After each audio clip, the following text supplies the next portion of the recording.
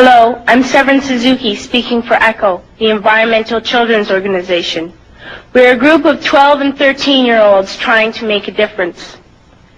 Vanessa Suddy, Morgan Geisler, Michelle Quigg, and me. We've raised all the money to come here ourselves, to come 5,000 miles to tell you adults you must change your ways. Coming up here today, I have no hidden agenda. I am fighting for my future. Losing my future is not like losing an election or a few points on the stock market. I am here to speak for all generations to come. I am here to speak on behalf of the starving children around the world whose cries go unheard. I am here to speak for the countless animals dying across this planet because they have nowhere left to go. I am afraid to go out in the sun now because of the holes in our ozone. I am afraid to breathe the air because I don't know what chemicals are in it. I used to go fishing in Vancouver, my home, with my dad, until just a few years ago we found the fish full of cancers. And now we hear of animals and plants going extinct, every day vanishing forever. In my life, I have dreamt of seeing the great herds of wild animals, jungles and rainforests full of birds and butterflies, but now I wonder if they will even exist for my children to see. Did you have to worry of these things when you were my age? All this is happening before our eyes, and yet we act as if we have all the time we want and all the solutions. I'm only a child, and I don't have all the solutions. But I want you to realize, neither do you. You don't know how to fix the holes in our ozone layer. You don't know how to bring the salmon back up a dead stream. You don't know how to bring back an animal now extinct. And you can't bring back the forest that once grew where there is now a desert. If you don't know how to fix it, please stop breaking it.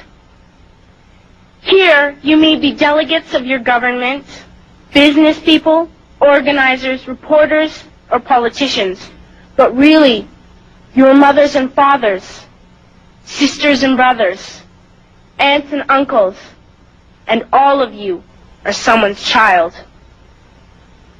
I'm only a child, yet I know we are all part of a family, 5 billion strong. In fact, 30 million species strong. And borders and governments will never change that. I'm only a child, yet I know we are all in this together and should act as one single world towards one single goal. In my anger, I am not blind, and in my fear, I am not afraid of telling the world how I feel.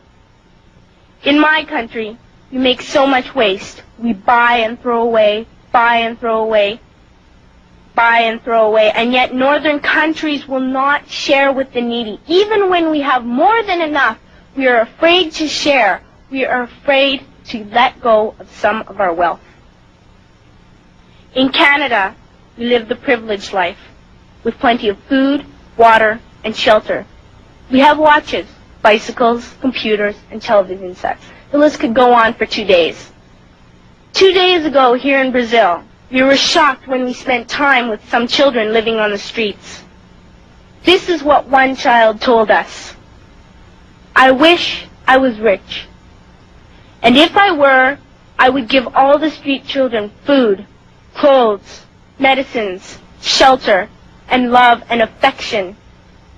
If a child on the streets who has nothing is willing to share, why are we who have everything still so greedy?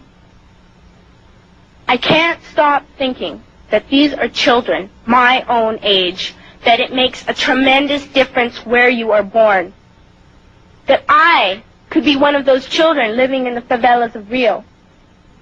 I could be a child starving in Somalia, or a victim of war in the Middle East, or a beggar in India. I am only a child, yet I know if all the money spent on war was spent on finding environmental answers, ending poverty, and finding treaties, what a wonderful place this earth would be. At school, even in kindergarten, you teach us how to behave in the world. You teach us not to fight with others, to work things out, to respect others, to clean up our mess, not to hurt other creatures, to share, not be greedy. Then why do you go out and do the things you tell us not to do? Do not forget why you are attending these conferences, who you're doing this for. We are your own children. You are deciding what kind of a world we are growing up in. Parents should be able to comfort their children by saying, everything's going to be all right.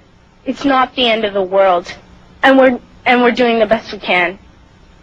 But I don't think you can say that to us anymore. Are we even on your list of priorities? My dad always says, you are what you do, not what you say. Well, what you do makes me cry at night. You grown-ups say you love us, but I challenge you, please, make your actions reflect your words. Thank you.